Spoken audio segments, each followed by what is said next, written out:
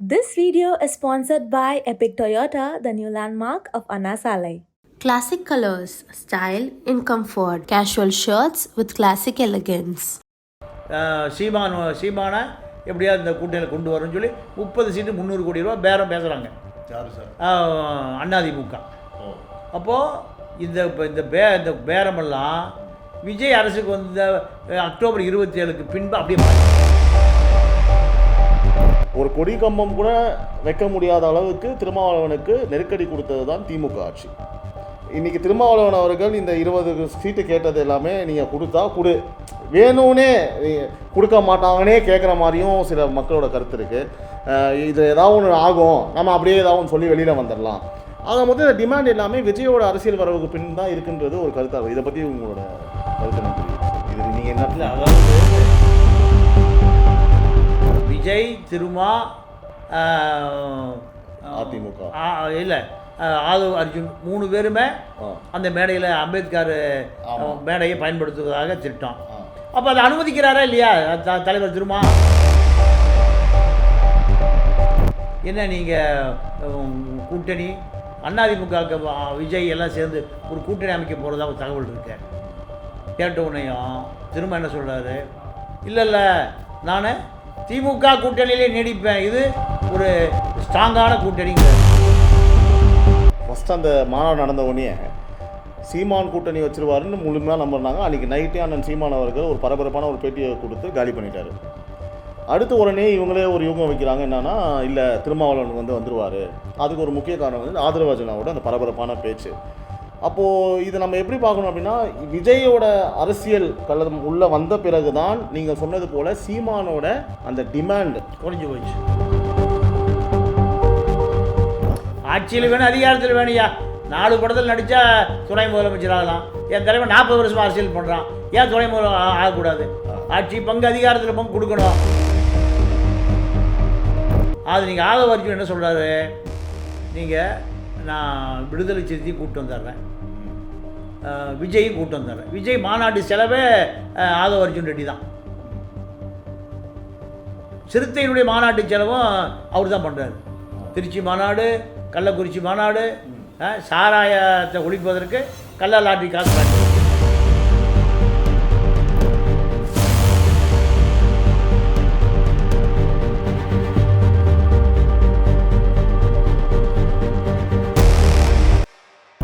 வணக்கம் and welcome to Times of Republics Times talk with ஒரு முக்கியமான ஜேர்னலிஸ்ட் தமிழா Pandian sir அவர்கள் இன்றைக்கி நம்ம கூட இங்கே இருக்காங்க. ஸோ சார் வணக்கம். வணக்கம். நல்லா இருக்கீங்களா சார்? நல்லா இருக்கு. எங்களோட ஷோவுக்கு வந்ததுக்கு மிக்க மகிழ்ச்சி சார். ஸோ இது என்னோடய 2வது ஷோ. எஸ் சார், நம்ம ஷோக்குள்ளே போகலாம். ஸோ இன்றைக்கி நம்ம திருமாவளவன் சார் ஒரு புதுசாக ஒரு கோரிக்கை ஒன்று வச்சுருக்காரு திமுக முன்னாடி. அவரோட எவ்வளோ சீட்டு வேணும் அப்படின்ற விஷயம் ரொம்ப பரபரப்பாக பேசப்படுது. ஸோ அதை பற்றி நம்ம ஃபஸ்ட்டு போகலாம் சார். அது தங்களுடைய கருத்தை பகிர்ந்துக்கலாம் சார். சொல்லுங்கள் சார். இல்லை, இப்போ விடுதலை சிறுத்தைகளை பொறுத்த வரைக்கும் திமுக கூட்டணியில் நீடிக்க வேண்டும் என்று முதலமைச்சர் விரும்புகிறார். திமுகவினுடைய தலைவர் ஸ்டாலின் விரும்புகிறார். அமைச்சர்கள் பெருமக்கள் அத்தனை பேரும் விரும்புகிறாங்க. ஏன்னா அத்தனை பேரும் ஜெயிக்கணுன்னா சிறுத்தைகளுடைய வாக்கு வேணும். தமிழ்நாட்டினுடைய வட மாவட்டங்களில் சிறுத்தைகளுடைய வாக்கு வெற்றி தோல்வியை தீர்மானிக்கக்கூடிய வாக்கு. இப்போ அதிமுக திமுக ஒரு 5000 ஓட்டு முன்ன பின்ன, அதில் வெற்றி தோல்வினா அது சிறுத்தைகளுடைய பங்கு பெரும் பங்கு. இப்போ நீங்கள் பாமகவை பொறுத்தவரை வன்னியர் வாக்கு அத்தனையுமே ராமதாஸ் சொல்லுகிற கூட்டணிக்கு விழுவதில்லை. இப்போ ராமதாஸுடைய வாக்கு வங்கி 1.5-2% ஆகிப்போச்சு. ஆனால் விடுதலை சிறுத்தைகளுடைய வாக்கு வங்கி அந்த சேதி வாக்கு, அந்த உழைக்கிற மக்கள், ஒடுக்கப்பட்ட மக்கள், தங்களுடைய உரிமைக்காக குரல் கொடுக்கக்கூடிய ஒரே தலைவர் திருமா தான். அப்போது அவர்கள் ஒரு பகுதி ஒரு சட்டசபை தொகுதியில் 10,000 வாக்கு இருக்குது. தலித்துக்குடைய வாக்குனா 10,000 வாக்கும் திருமா எந்த அணியில் இருக்காரோ அதுக்கு முழுசாக விழுந்துடும். அப்போது இந்த வாக்கு இல்லாமல் திமுகவினுடைய சட்டமன்ற உறுப்பினர்கள் வெற்றி பெற முடியாது. இது அந்த சட்டமன்ற வேட்பாளர்கள் தன்னுடைய கட்சி தலைமைக்கு அழுத்தம் கொடுத்து எப்படியாவது திருமாவளவனை இந்த கூட்டணியில் வைத்து கொள்ளுங்கள், இது திமுக விரும்புது. இப்போ அதே போல் எடப்பாடி என்ன நினைக்கிறாருன்னா, இந்த கூட்டணிக்கு வந்தால் தலித்து வாக்கு 4% வாக்கு வந்துடும், சேரி வாக்கு உழைக்கிற மக்கள் வந்துன்னா நமக்கு வெற்றி வாய்ப்புக்கு நெருங்கிடலாம். இப்போது 2 பக்கமும் அவருக்கு டிமாண்ட் இருக்குது. அதிமுகவும் அவரை வரவேற்குது, எப்படியாவது கூட்டணிகளை கொண்டு வந்தோன்னு நினைக்குது. இதுக்காகத்தான் நீங்கள் ஆதவ் அர்ஜுன் அவர் கடுமையாக உழைத்ததை எதுக்காக, திருமாவை எப்படியாவது ஏடிஎம்கே கூட்டணி கொண்டு போக வேண்டும் தான் கடுமையாக உழைச்சார். அது மட்டுமல்ல, விஜய் விடுதலை சிறுத்தை 2ம் அதிமுக கூட்டணிக்கு போனால் கடந்த 21ஆம் வருடம் சட்டமன்ற தேர்தலில் அதிமுக திமுகவுக்கு 3.5% தான் வாக்கு வித்தியாசம். இந்த 3.5% வாக்கில் தான் திமுக ஆட்சிக்கு வந்தது. அப்போது விஜய் ப்ளஸ் விடுதலை சிறுத்தை 2 சேர்ந்தா ஒரு 13-14% வாக்கு அதிமுகவுக்கு வந்துடும்னு நினைக்கிறாரு எடப்பாடி. சரி சார், இப்போ சார் நீங்கள் சொல்கிற கருத்து எனக்கு புரியுது சார். ஆனால் மக்கள் பார்வை எப்படி இருக்குன்னா, விசிகா பற்றியும் அதிமுக பற்றியும் இந்த பரபரப்பான சூழ்நிலை, இன்றைக்கி திருமாவளவன் 2 மாத காலமாக இதையே தான் வந்து மக்கள் பேசிகிட்டு இருக்காங்க, சோஷியல் மீடியாவில் போயிட்டுருக்கு சார். இந்த 2 மாத காலங்களுக்கு முன்னாடி யாருமே இந்த சப்ஜெக்ட் பேசவே கிடையாது. ஆனால் மக்கள் நினைக்கிறாங்க அப்படின்னா, என்னைக்கு விஜய் அவர்கள் ஃபஸ்ட்டு அந்த மாநாடு நடந்த உடனே சீமான் கூட்டணி வச்சிருவாருன்னு முழுமையாக நம்பினாங்க. அன்றைக்கி நைட்டே அண்ணன் சீமான் அவர்கள் ஒரு பரபரப்பான ஒரு பேட்டியை கொடுத்து காலி பண்ணிட்டார். அடுத்த உடனே இவங்களே ஒரு யூகம் வைக்கிறாங்க, என்னன்னா இல்லை திருமாவளவன் வந்துடுவார். அதுக்கு ஒரு முக்கிய காரணம் வந்து ஆதரவாஜனாவோட அந்த பரபரப்பான பேச்சு. அப்போது இதை நம்ம எப்படி பார்க்கணும் அப்படின்னா, விஜயோட அரசியல் கலதம் உள்ளே வந்த பிறகு தான் நீங்கள் சொன்னது போல் சீமானோட அந்த டிமாண்ட் குறைஞ்சி போச்சு. அதாவது இன்றைக்கி இல்லை சார், அது குறைஞ்ச இல்லை, டிமாண்ட் இப்போ அதிகமாகிடுச்சுன்னு மக்கள் ஃபீல் பண்ணுறாங்க. அது ஏன்னா சார், அது ஏன் நான் சொல்கிற கருத்து சார், இன்றைக்கி இந்த விஜய் அவர்கள் வரவுக்கு முன்னாடி ஏன் திருமாவளவனை பற்றி இவ்வளோ பேசவில்லை, திருமாவளவன் அவர்களை பற்றி ஏன் பேசவில்லை? அதுக்கு முன்னாடி நிலவரம் என்னன்னா சார், ஒரு கொடி கம்பம் கூட வைக்க முடியாத அளவுக்கு திருமாவளவனுக்கு நெருக்கடி கொடுத்தது தான் திமுக ஆட்சி. ஸோ அப்படி இருக்கும் பட்சத்தில் இன்றைக்கி உடனடியாக அந்த கொடிக்கம்பம் அங்கே வைக்கப்பட்டுள்ளது.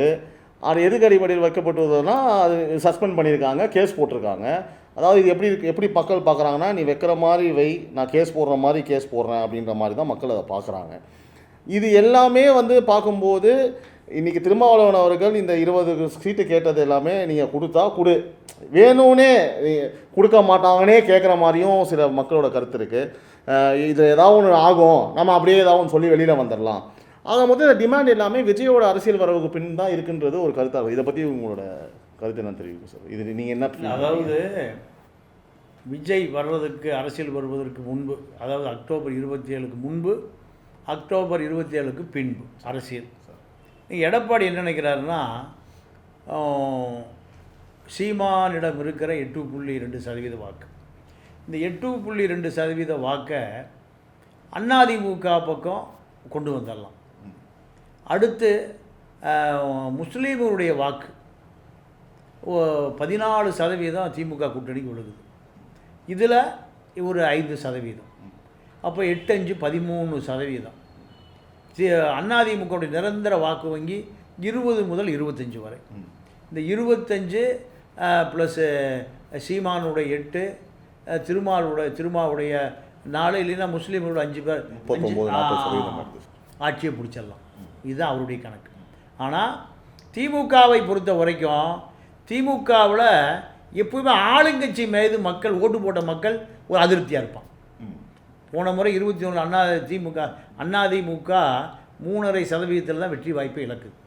இத்தனை கட்சி இருந்தது திமுக. எது திமுக, விடுதலை சிறுத்தை, 2 கம்யூனிஸ்ட்டு, வைகோ, முஸ்லீம் லீக்கு, முஸ்லீம்கள், கிறித்துவர்கள், இவ்வளவு இருந்துமே 3.5% தான் திமுக ஜெயிச்சது. இப்போ எடப்பாடி பிஜேபி விட்டு வெளியே வந்துட்டார்.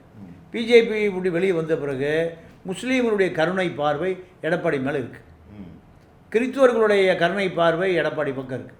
எடப்பாடி நீங்கள் பிஜேபியோடு ஒட்டுமில்லை உறவு பண்ணிட்டார்.